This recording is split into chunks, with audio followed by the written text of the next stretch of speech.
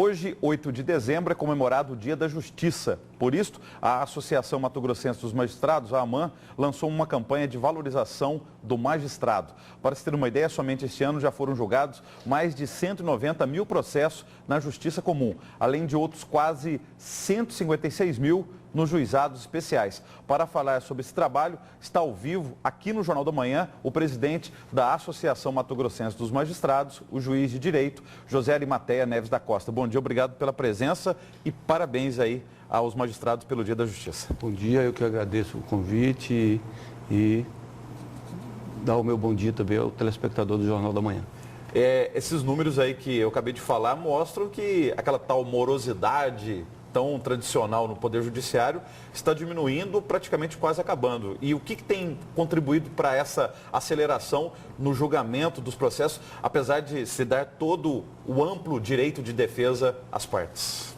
O Judiciário está enfrentando uma enorme avalanche de mudanças de concepção operacional, mudanças de mentalidade mesmo, no que diz respeito ao cumprimento de metas, ao atendimento ao nosso tomador do nosso serviço, que é a população em geral.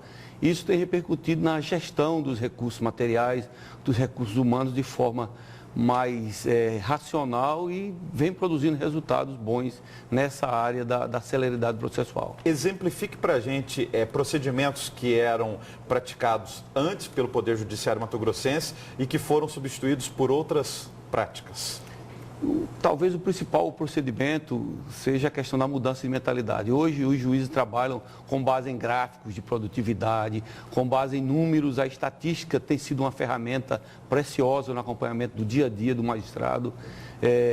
Nós sabemos quantos processos entram, quantos processos são arquivados, a tendência, se está aumentando o estoque, se está diminuindo. Quer dizer, nós trabalhamos em cima de dados matemáticos e estatísticos, e isso tem dado esse resultado. Explicando melhor, a administração pública adotou, no caso do Poder Judiciário mato-grossense, o modelo gerencial, estipulando metas, avaliação, buscando resultados. Exatamente. A administração pública no Judiciário vem adotando estratégias que são adotadas pelas melhores empresas privadas no que diz respeito à produção de resultados de acordo com os recursos materiais e humanos que nós temos. E qual que é o equilíbrio, o ponto aí do meio entre esse modelo que é bem da iniciativa privada, mas nós estamos falando de um poder público que lida com o direito, com leis e que também busca aí uma justiça social, porque o julgamento é feito muitas vezes em relação às pessoas. Sejam crimes, seja na área civil, seja na área familiar. Como fazer esse equilíbrio, considerando esse modelo gerencial, mas ao mesmo tempo baseado em leis e buscando uma justiça social?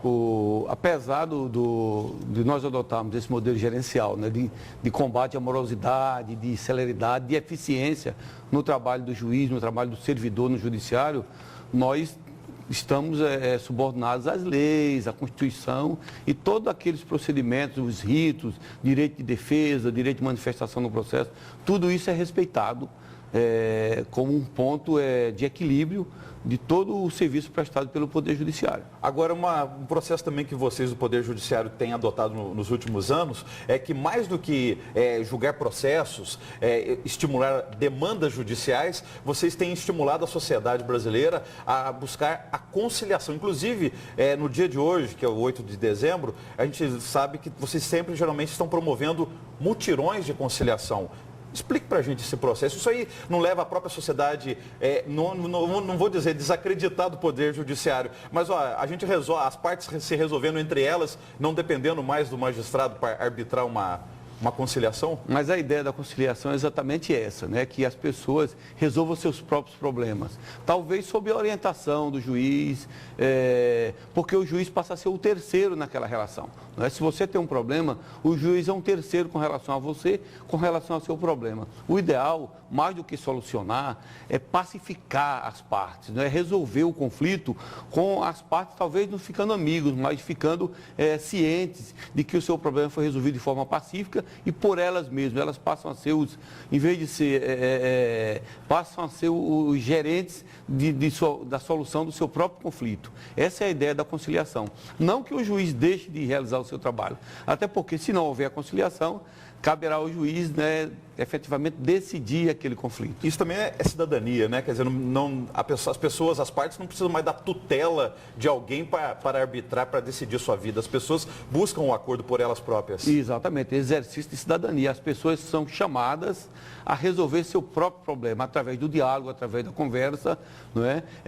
Perante o gerenciamento de um juiz, ou de um conciliador, ou de um mediador. Inclusive, isso aí passou a ser uma fase obrigatória do processo. Com a entrada em vigor do novo Código de Processo Civil, em março do próximo ano, essa fase de conciliação, ela passa a ser obrigatória em todos os processos. Nós falamos agora há pouco em mutirão de conciliação. Está acontecendo algum essa semana? Sim, nós estamos na semana de mutirão de conciliação do CNJ, Conselho Nacional de Justiça.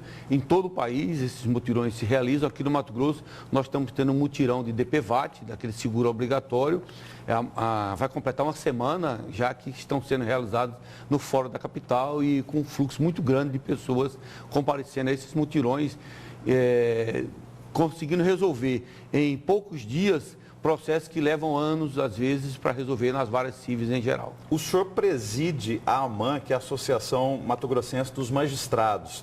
Quer dizer, é uma entidade, explique para a gente, que representa uma categoria, representam desembargadores, representam juízes, junto ao Poder Judiciário.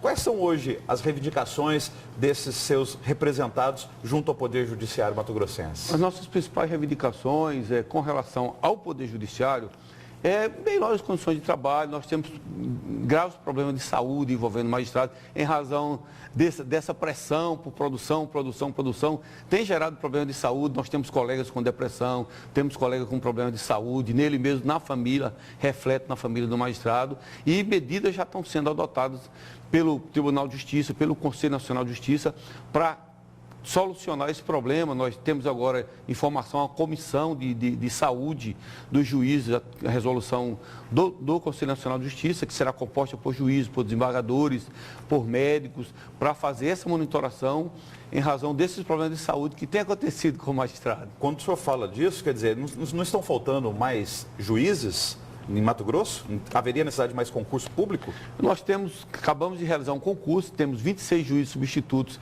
em fase de conclusão do curso de formação, que deve assumir nas comarcas do interior, e nós temos mais 18 magistrados que deverão ingressar na magistratura, já foram aprovados no concurso, vão ser chamados em fevereiro agora. Eu acho que com essa quantidade de magistrados, nós vamos ter uma quantidade, digamos assim, suficiente para atender as varas e as comarcas do Mato Grosso. Depois do Poder Executivo, olhando os poderes estaduais aqui em Mato Grosso, o Judiciário é o que tem o maior orçamento. Em anos anteriores, e esse maior orçamento se justifica porque existem 79 comarcas aqui em Mato Grosso. Então, se justificaria pela presença do Poder Judiciário praticamente em todo o estado. Mas em anos anteriores, o Conselho Nacional de Justiça, o CNJ, detectou, e aí não é um problema só de Mato Grosso, de uma concentração orçamentária desse dinheiro apenas no Tribunal de Justiça e não dividida entre as comarcas. Qual que é a situação de momento, presidente? O Conselho Nacional de Justiça detectou isso aí e adotou medidas com respeito a isso aí. Hoje existe uma campanha promovida pela Corregedoria Nacional de Justiça de valorização da justiça de primeiro grau, inclusive no que diz respeito à dotação orçamentária.